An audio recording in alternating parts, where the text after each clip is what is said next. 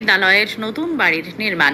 বাহিনীর গোকুলনগর ক্যাম্পাসে বর্তমান অস্থায়ী স্কুল বাড়ির অনতি দূরেই গড়ে উঠছে নতুন এই স্কুল ভবন।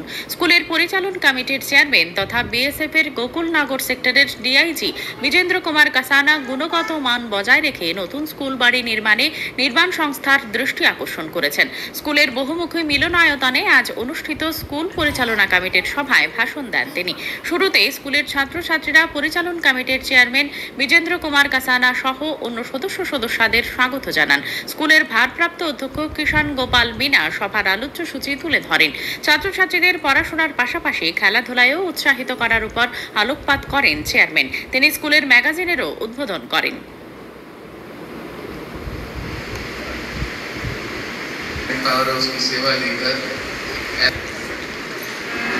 एक केंद्रीय विद्यालय चल रहा है जो अभी कक्षा 8 तक है और आज इसकी वार्षिक प्रबंधन समिति की मीटिंग थी जिसमें सभी सदस्यों ने अपने योगदान दिया और मुख्यतः जो बिंदु थे वो ये थे कि बच्चों को सामूहिक तौर पर बेसिक एमिनिटीज प्रोवाइड की जाए, उनकी कक्षा का स्तर सुधारा जाए और ऐसा एक वातावरण बनाया जाए कि बच्चे अपना सबसे संपूर्ण और बेस्ट दे सकें।